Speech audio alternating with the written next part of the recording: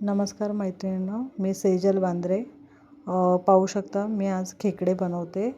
तर तुम्ही बघा मी कशी बनवते. तर आपण एक टोप घेतलं आहे. टोपामध्ये तेल, थोडीशी मोहरी, लसूण ठेचून घातली, कढीपत्ता, थोडं हिंग घालायचं आणि फ्राय करायचा. फिर कांदा कापून घेतलेला आहे, कांदा फ्राय करून घ्यायचा. पाहू शकता कांदा लालसर झाला की पाहू शकता तुम्ही.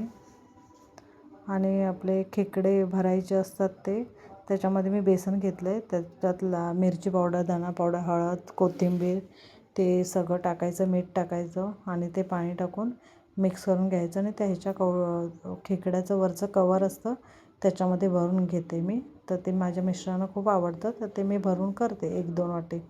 आता मी आलं लसूण पेस्ट टाकले.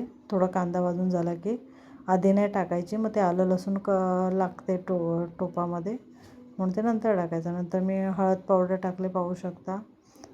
लाल मिरची पावडर, धना पावडर, आपला मालवणी मसाला. नंतर मी चिकन मसाला थोडा टाकला. चांगलं व्यवस्थित मिक्स करून घ्यायचं. नंतर मी वाटलेलं ठेवलेलं वाटून आपलं कांदा खोबऱ्याचं ते टाकते, पाहू शकता. ते व्यवस्थित भाजून घ्यायचं. पाहू शकता मस्त भाजून घेतलं की त्याच्यात आपण थोडंसं मी मीठ टाकलं आधी. नंतर थोडं पाणी टाकून घ्यायचं कारण मसाला जळत नाही.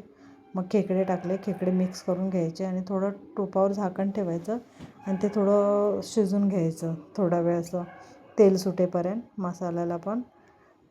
मग नंतर मी ते छोटे आपले तंगडे असतात त्याचे खेकड्याचे, ते वाटून घेतलेले, त्याचा तो रस काढलेला मी, तर तो टाकला आहे, पाहू शकता. आणि आपण एका टोपात गरम पाणी करायला ठेवलेलं, गरम पाणीच टाकायचं. मग त्याला कसं तेल पण चांगलं सुटतं, उकळी पण छान येते. आता मी शिजायला ठेवते, पाहू शकता.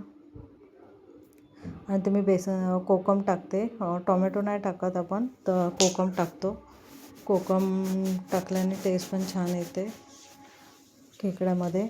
आणि आता पाहू शकता. आणि मी ते बेसन भरलेलं होतं ते थोडं गरम पाण्यात शिजवून घेतलं. उकळत्या पाण्यातच टाकायचं ते, पाहू शकता. बेसन भरलेलं मी आता टाकते. चांगली उकळी पण आली आपल्या खेकड्याला, रस्सा पण छान होतो. एकदा करून बघा ही रेसिपी, खूप छान होते.